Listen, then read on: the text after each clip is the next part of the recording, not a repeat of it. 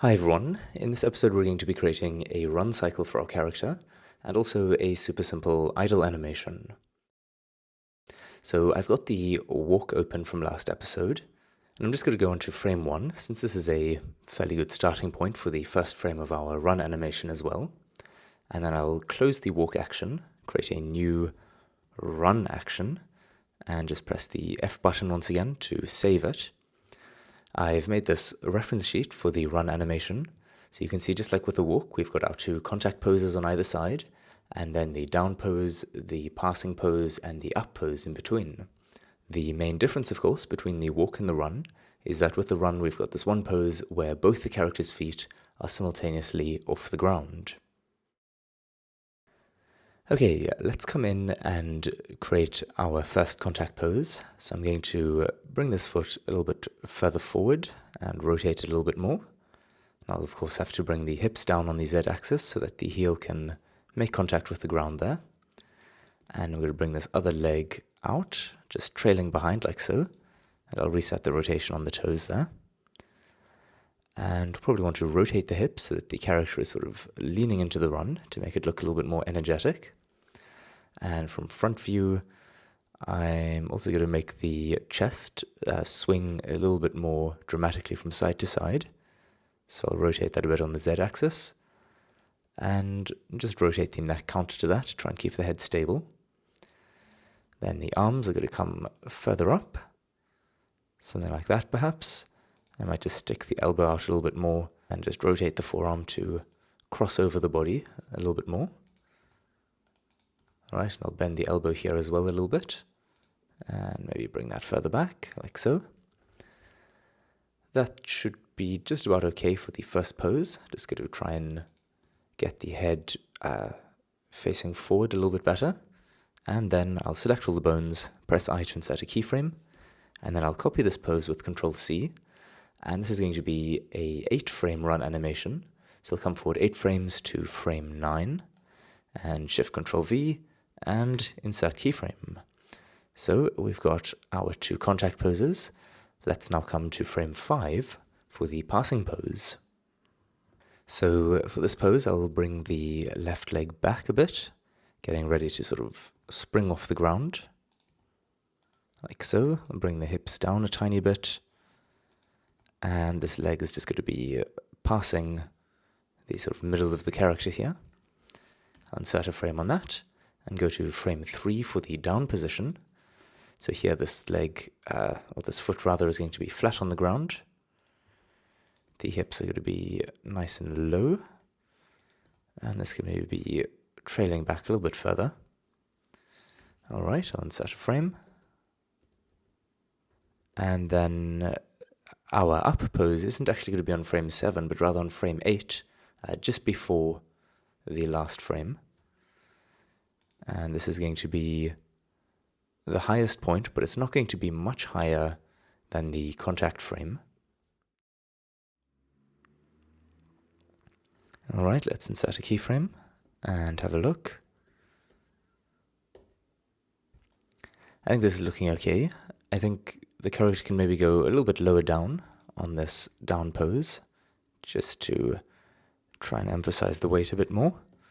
And on frame 2, we of course want the foot to have already slammed down, and we can have the toes flopping behind as we did with the walk. I'll do the same thing with the toes of the other foot here. Just have those bending back, like so. Alright. Let me make sure these toes aren't sinking below the ground. Just fine-tune that. And going through these last frames here, I just want to make sure that it never goes below or above the ground until frame 8. So just going to keep that on the ground there. Maybe bend the toes a little bit more. Okay, getting ready to spring up on frame 8 here.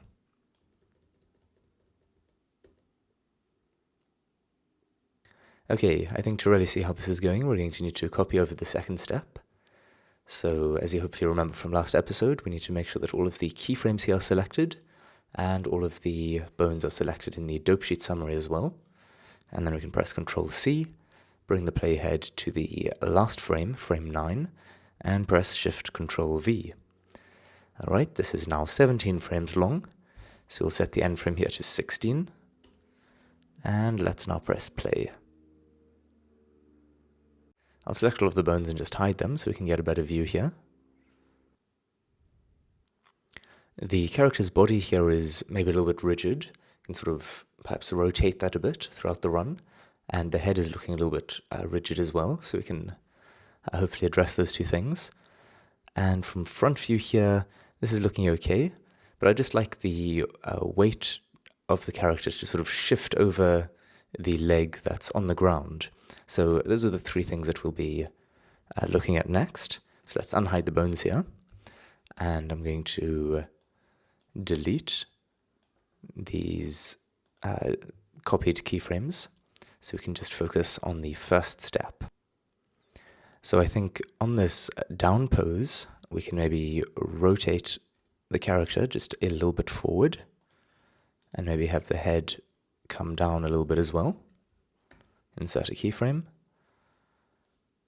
And then over here, maybe it's not quite back to how it was yet. Insert a keyframe. And then by frame 8, it kind of recovered. Alright, his upper body's looking a little less plank-like, which is nice. Let's then go into front view.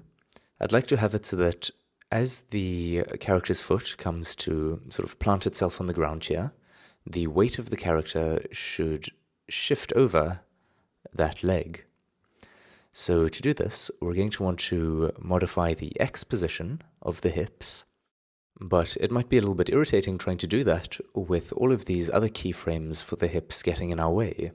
Now, we don't want to just delete those, since we've got important information stored in those keyframes, like the up-down movement of the hips and the rotation of the hips as well. But what we can do is just fold out the hips here, and we can delete just the keyframes for the X location of the hips, since that's what we want to modify.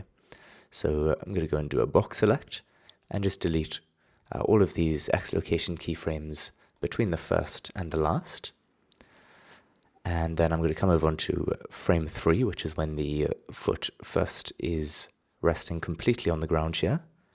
And at this point, the weight will be shifted over like so. So insert a keyframe for that. And then after that, let's say frame 5, the weight should still be over that leg, but after that it should start shifting back to the center. Alright, now I might have overdone this a little bit, so I'm just going to bring it back slightly on the x-axis, and I'll shift this over a little bit on frame 5 as well. Hopefully this makes the run animation a little bit more lifelike, as though the character actually has mass, and I think it's sort of managing to sell that illusion. So as the final touch, let's just make the hands a little bit floppy like we did in the walk animation. So coming onto frame 3 here, I'll just rotate the hands up, and I'll rotate this hand back, like so, insert a keyframe, and that should be okay. So let's now select all of this, copy and paste, and let's play. Okay, I think this is looking alright for now, so I'm going to leave the run animation here and focus now on the idle animation. So Alt-H to unhide the bones, and I'll close out the run animation, create a new action called idle, and just press the F button as always.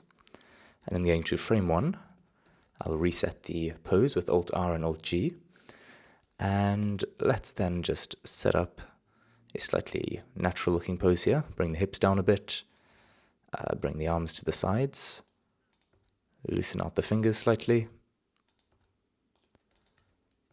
Okay, let me rotate that down, and I'll copy this pose for the arm over onto the other side with Control-C and Shift-Control-V, and maybe the character will favor one foot, so bring, say, his left foot forward a bit, rotate that out, and maybe this is easiest from top view. I can just bring this foot back, like so. And that looks alright for the first frame, so I'll select that, press I to insert the keyframe, and then I'll just go forward a couple of frames, say to frame 9, and just want to try to give sort of indication that the character is breathing instead of just standing stock still. So I'll just move the hips down a tiny bit on the Z axis. Maybe the arms can come out a tiny bit, and the fingers can just make, say, a slight gripping motion. Something like that. Alright, so I'll insert a keyframe for that. And then I want to copy over this first frame to frame 17. So I'll just right click on the topmost keyframe to select the whole column, press Shift D to duplicate it, and just drag it out here to frame 17 so that this is halfway in between. And if I press Alt A, you can see he's breathing in and out. It's going very rapidly at the moment. So what we can do is just scale out the animation to make it slower. So I'll select all the keyframes, and then S will scale around the playhead. So we want to scale from the beginning. So let's just skip to the first frame, S, and scale this up a bunch of times, say until the last frame lands on about frame 100. So that's over there. So I'll set my end frame now to 99, and if I press Alt A to play, we can see that the character no longer looks like he's hyperventilating. Of course, this is far from the most exciting animation in the world, but it at least gives some indication that the character's alive while he's just standing around. So this is where we're going to leave off for this episode, and until next time, cheers.